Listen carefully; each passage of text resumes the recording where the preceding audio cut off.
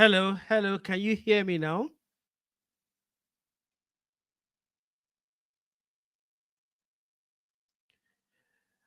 Please confirm that you can hear me now.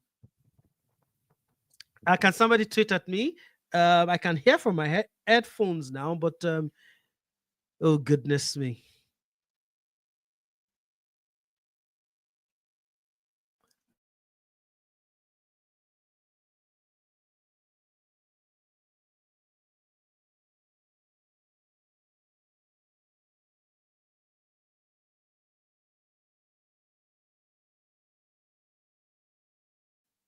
Can someone confirm to me, those of you watching via YouTube and those watching via Twitter, that we have our sound working now? I would love to know if indeed the sound is working.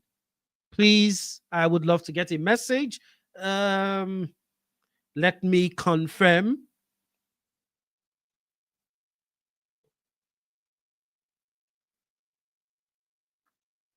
Please, I would love to get a message. Okay. All right. I think I've sorted it out. Oof. Goodness me. Meaning everything I have been saying all this while, everything I've been saying, meaning I have to start all over again. My goodness. Okay. All right. Apologies, guys. It's still test transmission on Foscolo TV. This is the reason we haven't gone live and we haven't started this podcast fully. Still trying to test all of these apps, my streaming app, and of course the microphone, and all of the technical issues behind the scene. But I guess right now you can hear me. So let me start all over again. Um, Welcome once again to Foscolo TV. We're streaming live on YouTube. Thank you very much, Chidi Wegbom. Thank you for pointing that. I would honestly not have realized, and I would have just gone on and on and on talking without realizing that my mic, I had muted it somewhere. Okay, all right. So let's get this party started once again. This is Foscolo TV, and we're reaching you live from YouTube. And of course, I'm streaming on Twitter with my Twitter handle at Foscolo. And the podcast is called Niger Guna Pod. Everything that has to do with Arsenal is what we talk about right here on the pod. And this evening, excuse me, we're reviewing the North London Derby, the whitewash of Tottenham Hotspurs. That's what we're talking about on the show. Thank you very much, Chidi Wegbom, for giving me that heads up and making me realize that my mic really had a bit of an issue. I wouldn't have known. But guys, keep your comments coming. I'd love to hear from you. You can send me your comments via YouTube, or you can send me a comment on Twitter if you're watching via the Twitter handle. It is at Foscolo. That's the Twitter handle. And the one question I had asked earlier when my mic, had issues was, who was your man of the match? Let's start from there. Now, I was talking about all this while Ebere Chieze's performance. And it's easy. He got the match ball. He got a hat trick, and of course he was give the man of the match. But it's also very important to point out that Ebere Eze, from what I have seen at Crystal Palace and at Arsenal, is not that player who will dominate a game and dominate all the aspects of a game. Ebere Eze is more of a moments player. That's what he is. Now, I remember he made his debut against Liverpool when we were already losing, didn't really have much to do in that game. In the second game against Leeds, yes, it was Leeds at the Emirates, got a great pass from Calafiori. First touch was to set up Gyökeres for Gyökeres' goal in that particular game. That was his moment in that game. You go back a few weeks ago, sometime in, I think it was October, when we played Crystal Palace. Ebere Eze did not have the very best of games in that match. He didn't. He had a poor game, if we're being honest. But the most important moment of that game came from Ebere. The most important moment of that game actually came from Ebere. And he picked the moment, a free kick we got, knocked down, and of course, scissors kick. And Arsenal scored the goal, which ended up becoming the winner in that one. Come back to this evening. This evening at the Emirates, he also did not, in terms of the overall game, being in the game in different moments, no, he wasn't there. However, Ebere picked his moments and delivered quality. First of all, he started in the second minute of the game. Our very first attack, our very first shot on target, got the ball on the edge of the 18-yard area, scooped it nicely past the Tottenham defenders, and what's his name? Declan Rice with a scissors kick that went straight to Vicario. Second minute of that game. Now, what did he do? Immediately we were one goal up. He picked his moment again. Brilliant ball from Declan Rice. Many people might not necessarily see the quality in that pass from Declan Rice because the ball was coming at full speed. For those people, for those of us who have played football, not like I played football that much, but at least I played a little bit of football. Even with my crutches, yes, I play football. The way Declan Rice cushioned that ball for Ebere, and then Eberechize's moment took the ball, moved past one, moved past the second, and of course, hit that shot past Vicario. Again, another moment.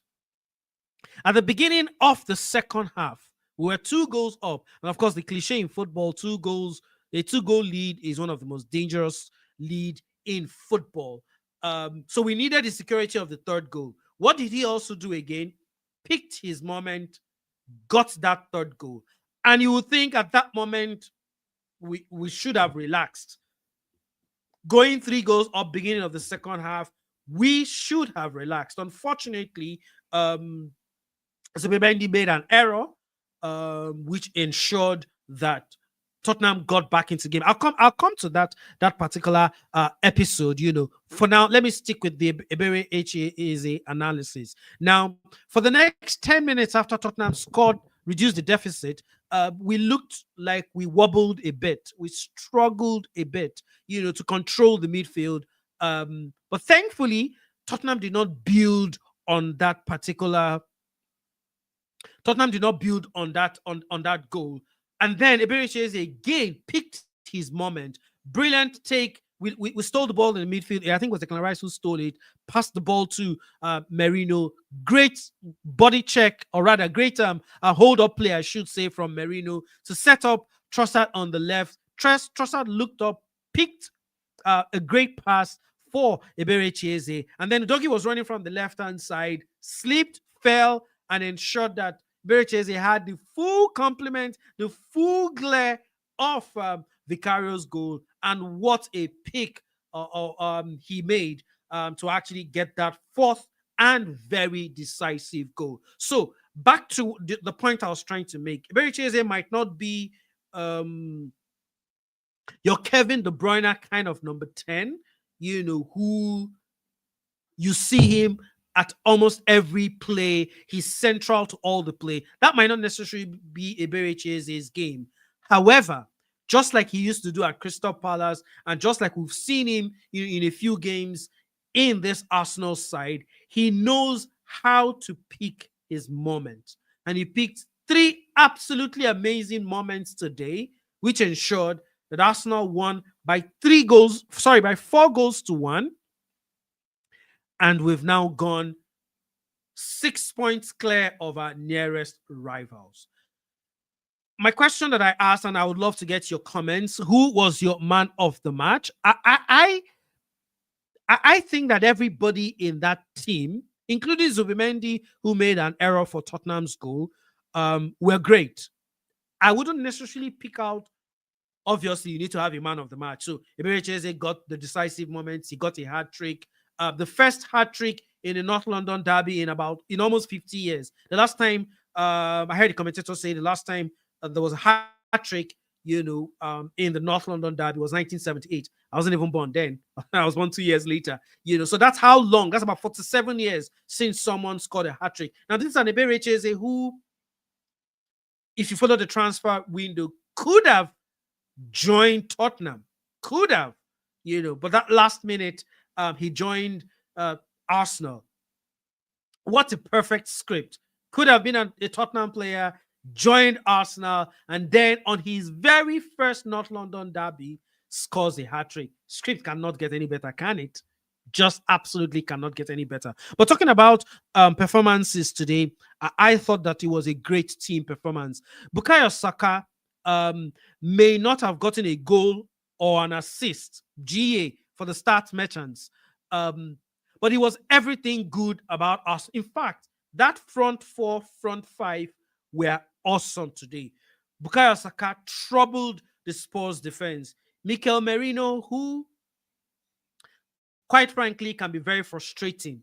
Mikel Merino can be very frustrating sometimes. Some of his touches can be, iffy a bit. But today, overall, he had a brilliant, brilliant game. Overall, had a very, very a brilliant game. What can I say about Trossard? Sometimes he also can be one player that frustrates me. I'm not going to lie. I'm hitting the table. I'm swearing at my TV. I'm just very frustrated sometimes when I watch Trossard. But today, it was brilliant. The run for the first goal, the pass from Merino, the team play, the build-up play, actually, for that first goal was majestic. And that run, the touch, maybe not so great the first touch, but the way he was able to swivel, pick his spot off a deflection from the Tottenham defender from the Netherlands. We just don't care. We honestly don't care as Arsenal fans. It was a great run. So that front four of Ebere, Merino, Trossard, and Olua Bukayo Saka. It was brilliant. It was a brilliant front four. Absolutely had no answers. You have to question, the setup from Tottenham, and I'll get to them in a bit. But let me stick with the Arsenal side. In the middle of the park, what else can we say about Declan Rice? Honestly, what else can we say? I'm someone who honestly does not like to get into all that, comparison. Who is better? You see fans do this a lot. Oh, Declan Rice is better than what's his name now? The Chelsea man, Caicedo. Oh, Caicedo is the best midfielder in the world. Oh no, nah. Personally, I do not like to get into all of that conversations. I'm not going to sit here and tell you that when we were going for Caicedo January of 2023, I wasn't elated. I wanted him. I honestly wanted Caicedo. I loved watching him at Brighton, but it didn't work out. And in the summer, we went for Declan Rice, and I've got to say that man has been a brilliant signing for us. Um, Apart from the beginning of last season, after the World Cup or the Euros exhaustion, and the fact that he had played too many games. Was it last season I'm talking about? Yeah, I think it was last season. The first 2-3 months, Declan Rice was really, not that great, and I'm putting it down to the exhaustions of the Euros, and of course the exhaustions of playing too many football. However, from November, he picked up, and you could arguably say one of our better players in the course of the season. The good news about Declan Rice is rarely does he drop below 7/10. Rarely does he drop. Do you agree with that? If you agree with me, please let me know your thoughts. If you agree with me on this point, rarely does Declan Rice drop below 7/10 in every game. 9 out of 10 times, you get an 8 over 10 or sometimes a 9 over 10. And it was almost everywhere in the middle of the pack today. Himself and Zubi Mendy. By the way, Zubi himself had a very, very good game. Just one mistake. And it's something I think he needs to watch out. In the La Liga, when he played for Real Sociedad, in the La Liga is not as, how would I put it now? Not as aggressive, you know. So in Spain, people have enough time to hold on to the ball, make all of those touches here and there. Um, but in the Premier League, you have midfielders coming at you and trying to nick the ball off you. I think he dwelled too much on the ball, and it was stolen from him by Paulinho. And what a majestic goal from Richarlison. I had a bit of a back and forth with someone on Twitter who blamed Raya for that goal. In my thoughts, Raya had absolutely no blame. Raya plays the tactics that the manager, Mikel Arteta, wants him to play, which is be high up, act as the sweeper when we push up, because most times we play against teams, who are mid and low blocks. So it means that the whole team pushes up. The defense pushes up, sometimes to the center circle, sometimes even beyond the center circle. Now, Raya is asked to, of course, push up a bit, to not to create enough space between the defense line and himself. That means that's why you see him sometimes acting like a center back. When we're making those passes and there's no outlet, you see that the ball is rolled back to him. Now, that's his job. It's a tactical move. Now, the disadvantage of that is that if for any reason we lose the ball in that kind of dangerous area, it could cost us. If you remember against Tottenham Hotspurs in preseason, I think that's how they scored. Was it Tottenham or Newcastle? I can't remember. I think it was Tottenham. Yeah, it was Tottenham in preseason when they beat us. It was how Tottenham scored in that game. It was Raya who made a faulty pass and ensured that a similar goal that they scored today was how they also scored in preseason. So the point here is Raya is, in my opinion, Raya is not to blame for that goal. He did exactly what the manager asks him to do, which is be high up right there and ensure that there's not too much space between the defense line and himself when we push up, and act like a sweeper when, of course, balls are played in behind. So Zubi needed to do better. He actually needed to do better. I think it was the one moment he put a foot wrong, and he ended up my apologies, with us conceding a goal. And for the next 5-10 minutes after we conceded, we looked a bit lost. Thankfully, Tottenham really did not capitalize.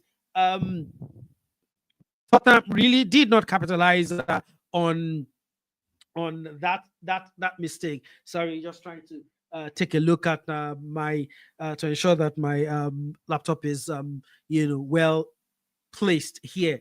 Once again, thank you to every one of you, all 70 plus of you who are joined in right now via YouTube and via Twitter. This is Foscolo TV. My name is Ufoma, and of course, I'm bringing to you the match reactions of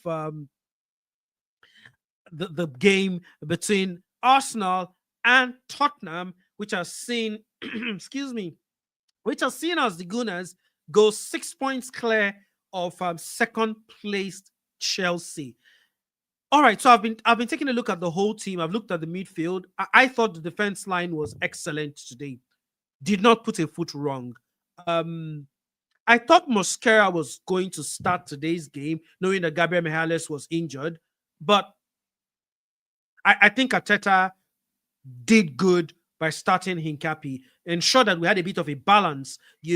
While Mosquera can play on the left side of the defense, he can play on both sides. He's a right centre back, but he can play on both sides. I thought that having someone who's a left footer and someone who has the kind of aggressiveness that you find with the injured Gabriel Megales in Henkapi.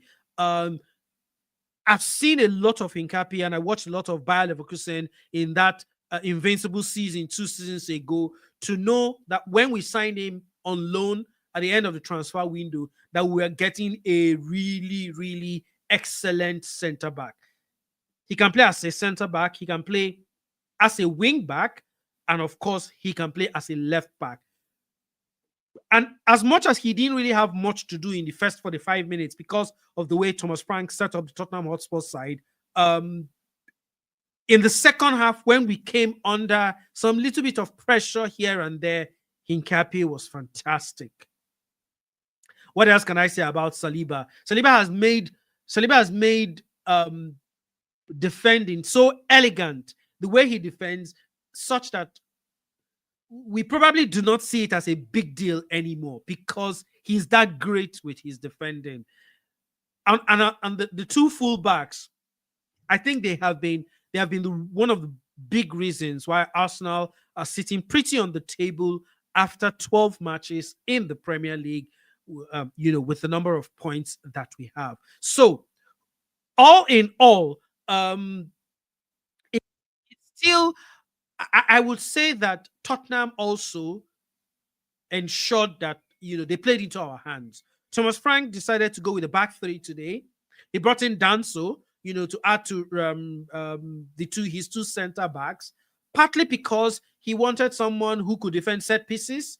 I watched Thomas Frank on Friday at the pre-match press conference, and he said something that he repeated again this evening just before the game started. He said the game was going to be a battle of set pieces. Now, Tottenham are quite good with set pieces. Tottenham are actually the second best team when it comes to set piece goals, at least before today's game.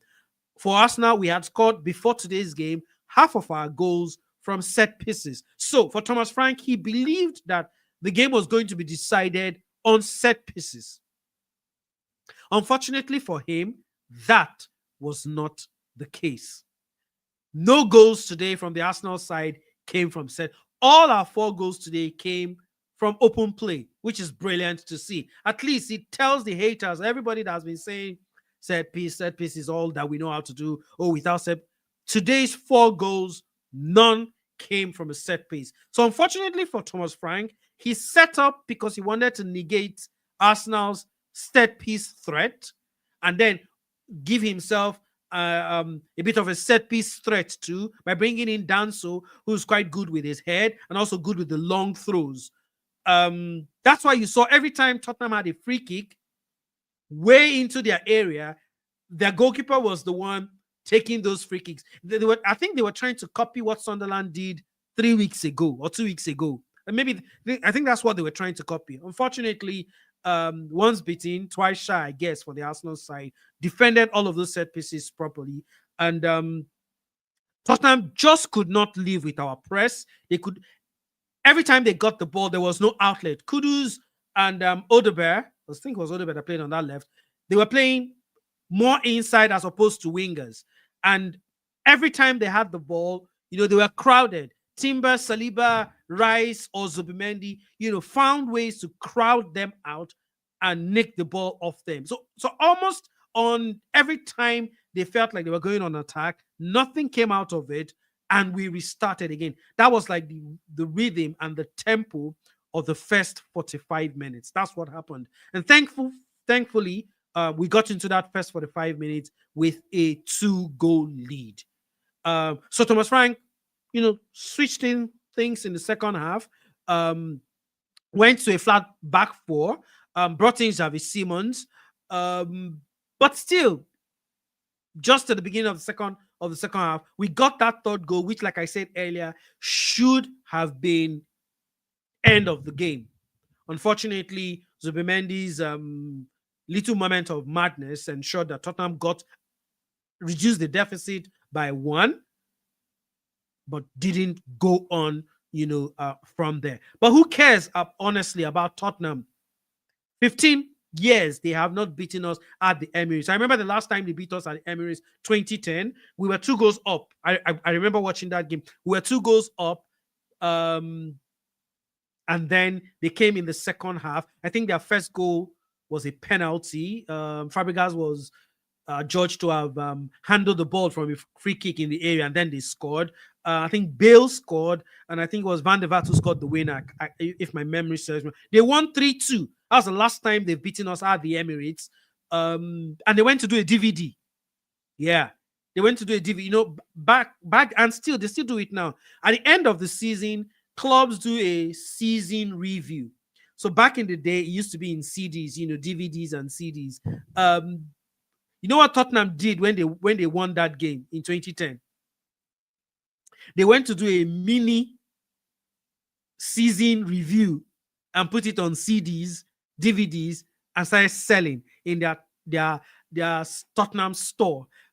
Just because for once they came to our house and beat us. That's so 15 years ago. 15 years later, well, it was not a good sight for them. Ebere is with a hat-trick to ensure that we them by 4-1. Now, 6 points clear of second place Chelsea, who, by the way, we are facing this time next week. The game would have ended. Crucially, we're 7 points ahead of Manchester City, who lost yesterday. And more importantly, we're 11 points ahead of Liverpool after they lost, shockingly, I would say, 3-0 to Nottingham Forest yesterday. I would think that as much as it is 12 games and there are still at least 25 more games to be, are they up to 25 games? 38 minus 12. Yes, so there are about 26 games left. I would think that Liverpool are all but out of the title race. I do not, except there's a terrible collapse from Arsenal, which is possible in 26 matches. But except there's that kind of terrible collapse, I honestly do not see Liverpool overturning 3 games. They're 11 points behind. 4 games, actually. And then overturn, we would drop in 4 games, maybe lose 2, draw 2, and they would have to win at least all their matches from now till the next 26 games. I don't see that happening. So I think Liverpool are all but out. Of course, mathematically, they are still in it, in the title race, but I think they are all but out of the title race, meaning we're left with Manchester City. Chelsea fans might not take what I'm about to say. They might not like it, but this is my honest thoughts. If you disagree, please let me know in the comment section. As much as the table right now sees Chelsea second on the log, 6 points behind Arsenal, with a fantastic opportunity to actually reduce the deficit to 3 by this time next week, Sunday. I still do not see Chelsea as a title contender. I think Chelsea are too inconsistent. Again, this is the reason. For you to be in a title race, you need to be able to win matches with a consistent level. You need to be able to go to the cannon fodders, the smaller teams, beat them whether you are home or away. You need to be able to hold your own against the big guns. I think when it comes to playing those very big matches, like we saw against Liverpool some weeks ago, like you saw against Tottenham also some weeks ago, Chelsea have what it takes to win those matches. Heck, I can even tell you that it's very, very possible for Chelsea to actually beat Arsenal next week, Sunday. Very, very possible. However, will they be able to go to Sunderland and get all 3 points? Will they be able to go to Wolverhampton Wanderers, who are battling relegation, and get all 3 points? Will they be able to go to Anfield and get all 3 points? That consistency, this group of Chelsea players, I do not think that they have it. So in terms of the one-off games, the cup games, Champions League, FA Cups, I think Chelsea can hold their own against anybody. Anybody. They have what it takes to hold their own against anybody. But for a league season, you need that consistency over 38 matches. I do not think that this present Chelsea team have what it takes, which is why, as much as the table has Chelsea 6 points behind Arsenal right now and second on the log, and they also have to play Arsenal this time next week, I do not think that Chelsea would have the consistency to go 7 matches, we win, or 10 matches, we win, or even if you don't win all 10, win 8 and draw 2.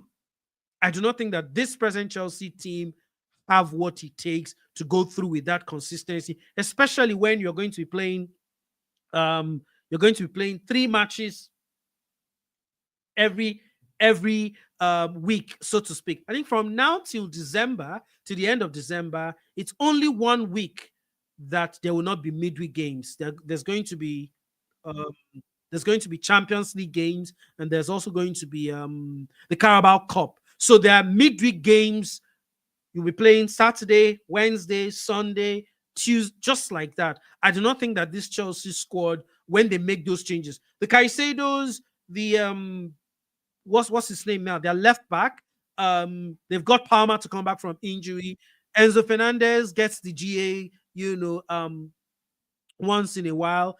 But apart from the 5-6 brilliant players in Chelsea, I do not think that they have, that quality to be able to mount in a consistent league performance week in, week out, which will be good enough to challenge for the title. Which is why, hey, it's football. I might be wrong.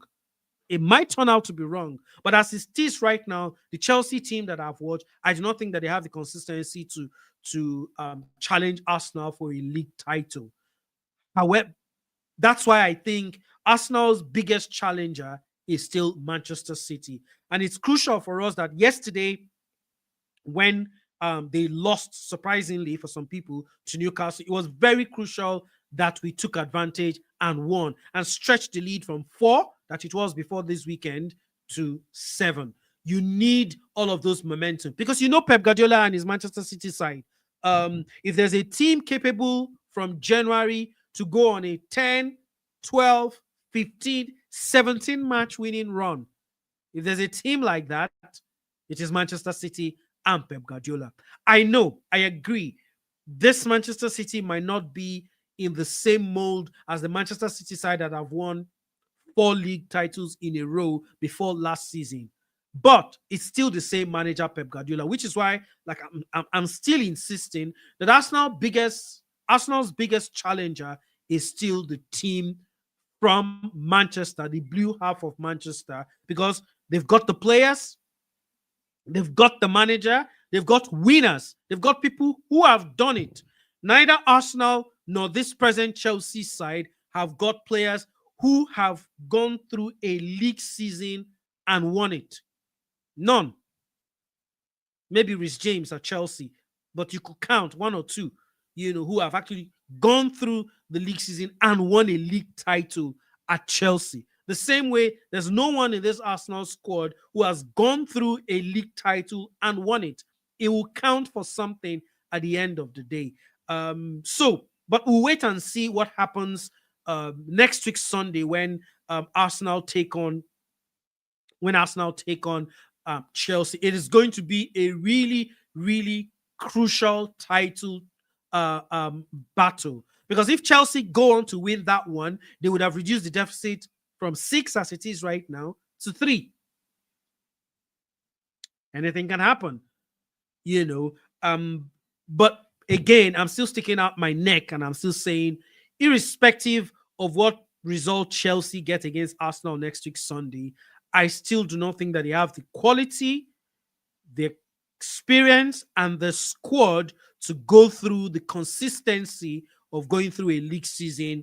So I do not take their title challenge that serious. But hey, it's football. Chelsea can as well go on a 10-match winning run and shut me up. So, guys, what do you think about the game today?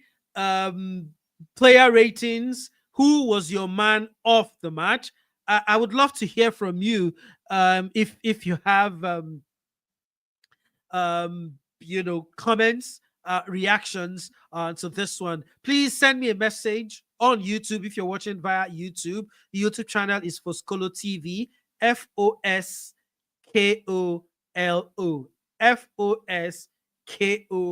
Foskolo. Yeah, as you can see on my jersey right here.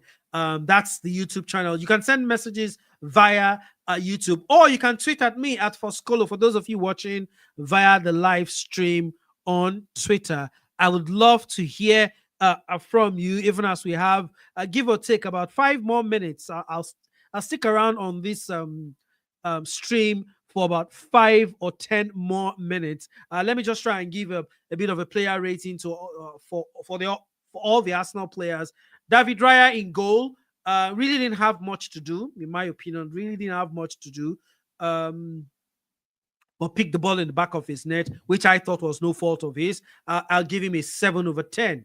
For the two center backs, really didn't have much to do, especially in the first 45 minutes. In the second 45 minutes, when Tottenham looked like they had something up their sleeves, Hinkapie and Saliba marshaled marshaled it out very well. So I think for me, I'll give both of them an 8/10. For the fullbacks, I thought that Timber really worked well on that right hand side. Um, helped the attack, helped Bukayo Saka. There was that great link up between himself, Saka, Merino, and even Eze on that right hand side. And he nicked the ball a lot of times, drove forward. I'll give Saliba an 8/10. Calafiori was quite good also. Not one of his better games. We've seen him have better games for Arsenal. I would stick with a 7/10 for Calafiori tonight. In the middle of the pack, Declan Rice, an 8 for me, was everywhere. Set up Eze for the second goal. I think he had a hand in one of the other goals, nicked the ball or something. But he was good overall. Great in the middle of the park, drove forward. I'll give him an 8/10. Zubimendi made just one mistake, which turned out to be fatal. Well, maybe fatal is not the word. It turned out not good because we considered from it. But overall, had a very, very good game. I'll give Zubimendi a 7/10 just because his error ensured shit. Um, for the other midfielder, what else can I say about him? Ebere Chieze, first North London derby, scores a hat trick. Nothing else to say about him. Everything I wanted to say about Ebere Chieze, I've already said at the beginning of this live stream. 9/10 for me. Brilliant. Absolutely brilliant. The front three, Trossard, another majestic game, scored the opener, set up one of the goals. I think set up the final goal for Ebere Chieze. But all in all, he was brilliant. Really, really brilliant.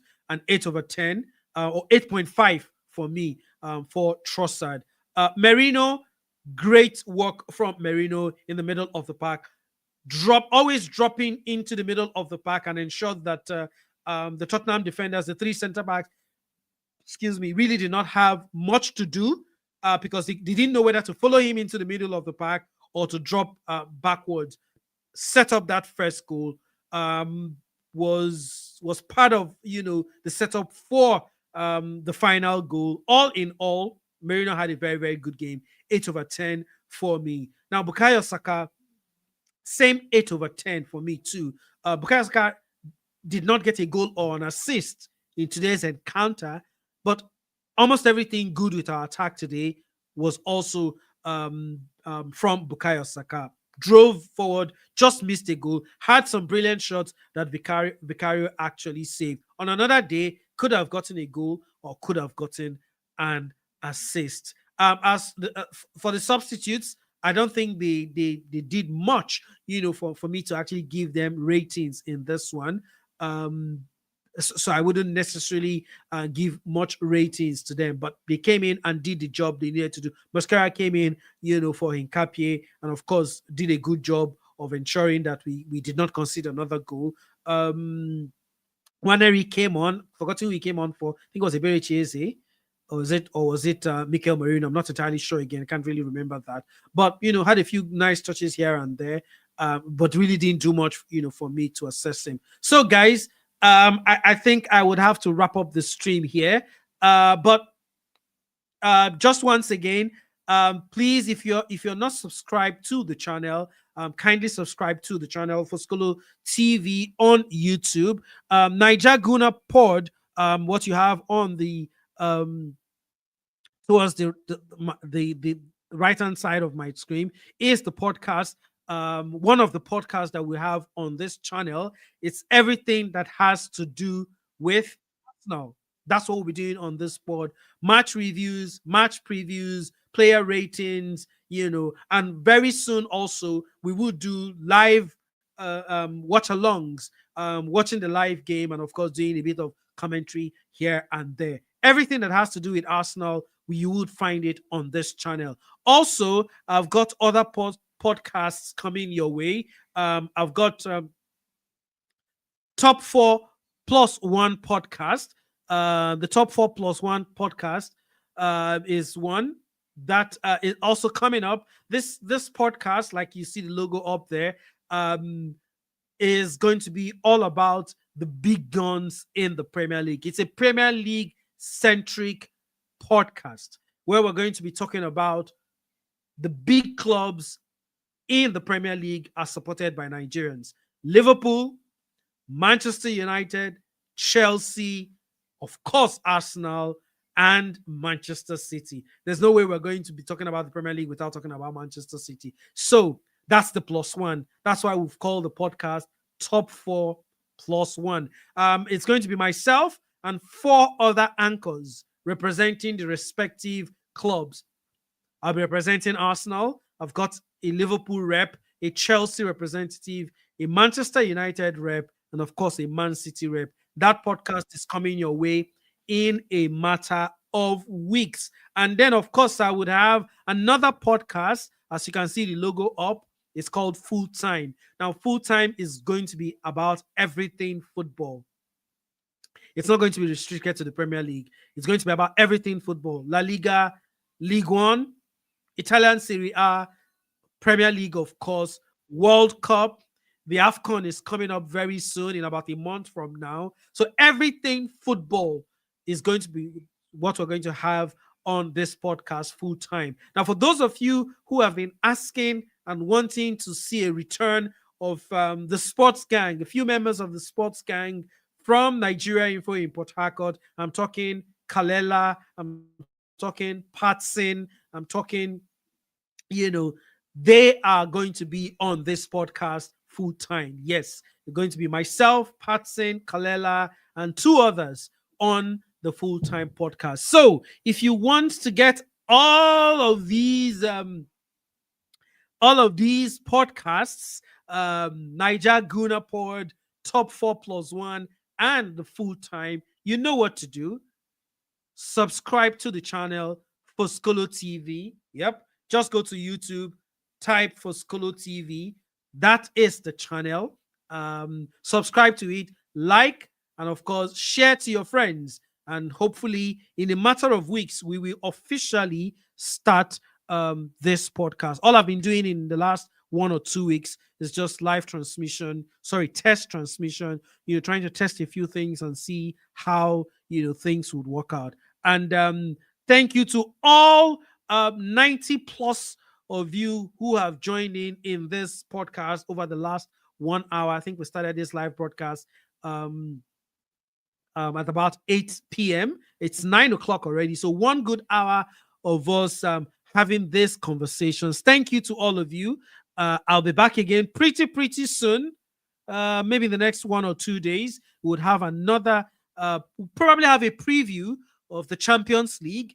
Probably have a preview of the Champions League on Tuesday. And then, of course, Arsenal versus Bayern, a game to look forward to. Chelsea versus Barcelona, another game to look forward to in the Champions League. I'll see you the next time we have a live stream right here on Foscolo TV. Until then, thank you very much to all 100 of you who have been part of this stream. I'm out of here.